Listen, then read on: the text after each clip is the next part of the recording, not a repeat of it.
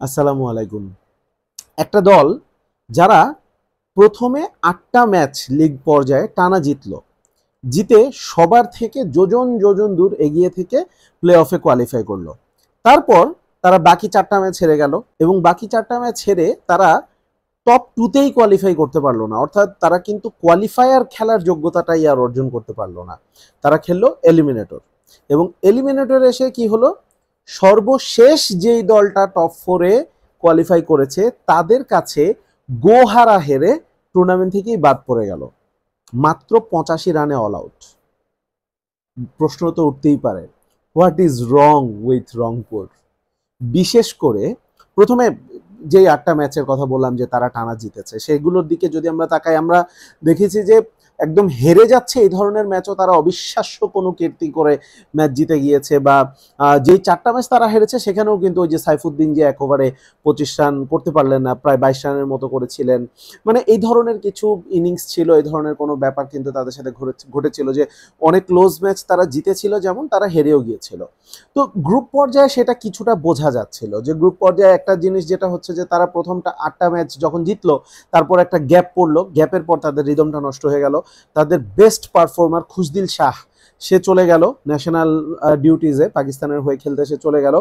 সেটার কিন্তু একটা প্রভাব পড়লো এবং যেটা আমরা ম্যাচ পরবর্তী সংবাদ সম্মেলনে মোহাম্মদ আশরাফুলের কাছ থেকে শুনেছি, তাদের ব্যাটিং কোচ যিনি, তার কাছ থেকে শুনেছি যে খুশদিল শাহর অভাবটা তারা কিন্তু অবশ্যই অভাবটা তারা বোধ করেছেন। কিন্তু প্রশ্নটা হচ্ছে যে এলিমিনেটরে একসাথে ৩জন নতুন বিদেশিকে নামালো, যারা আজকেই ঢাকাতে এসে পৌঁছেছেন। মানে একটু খেয়াল করেন ব্যাপারটা, মানে তাদের জেট লেগও কাটেনি। খেলোয়াড়গুলোকে আমরা সকালে যে ধরনের ইমেজেস, যে ধরনের ফটোস ভিডিওস দেখছিলাম সোশ্যাল মিডিয়াতে, যে তারা এয়ারপোর্ট থেকে হোটেলে আসছেন বা তারপরে হচ্ছে যে আলাদা গাড়িতে করে তারা মাঠে যাচ্ছেন, প্রত্যেকটা ফটোতে প্রত্যেকটা ভিডিওতে তাদের শরীরে তাদের চোখে মুখে কিন্তু ক্লান্তির ছাপ স্পষ্ট ছিল। তারা ঢাকায় আজকে সকালে এসে আজকে দুপুর ১:৩০টার ম্যাচ খেলতে নেমেছেন। আমি জানি না রংপুর রাইডার্স টিম ম্যানেজমেন্ট তারা কি চিন্তা করে এরকম একটা সিদ্ধান্ত নিল, যাতে আসলে নিজের পায়ে নিজেই তারা আসলে কুড়ালটা মেরে ফেললো। এখন জেমস ভিন্সের কথাটা আমরা বুঝতে পারি যে অ্যালেক্স হেলস চলে যাওয়ার পর রংপুর রাইডার্স তারা ওপেনিং স্লটটা নিয়ে খুব ভুগছিল, সুতরাং জেমস ভিন্সের কথাটা তাও আমরা বুঝলাম। কিন্তু তারপরেও ব্যাপারটা দেখেন, একটা টিমের সাথে এই প্লেয়ারগুলো কখনোই একটা সিঙ্গেল প্র্যাকটিস সেশনও করেনি, একটা সিঙ্গেল নেট সেশন করেনি।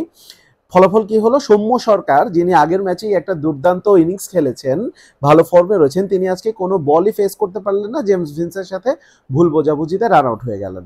টিম ডেভিড এবং আন্দ্রে রাসেল দুজনকে, আন্দ্রে রাসেল বুঝলাম নামে ভারে এমন বড় মাপের একজন খেলোয়াড়, আপনি তাকে খেলাচ্ছেন, তাহলে আন্দ্রে রাসেল যে রোলটা প্লে করবেন ব্যাটিং অর্ডারে, টিম ডেভিডও তো সিমিলার রোল প্লে করবেন, আপনি টিম ডেভিডকেও কেন খেলালেন?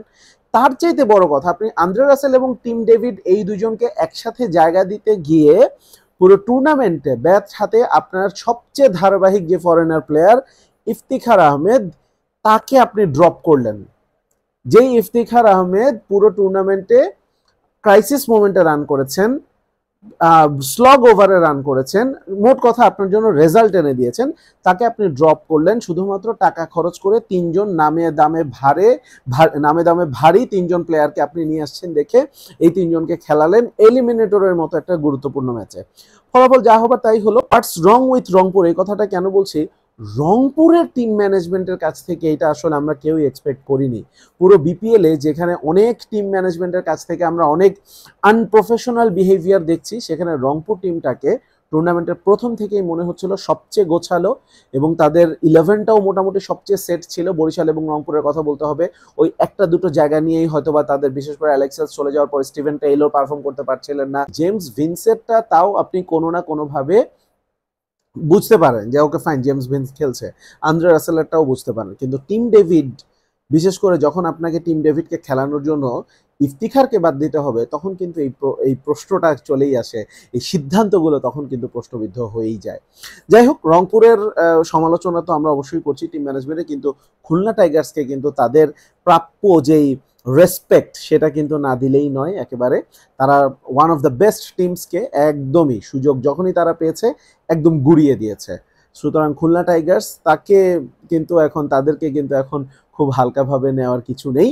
দেখা যাক, ইউ নেভার নো, কোয়ালিফায়ার 2-তে তারা জয়লাভ করে ফাইনালেও কিন্তু চলে যেতে পারে।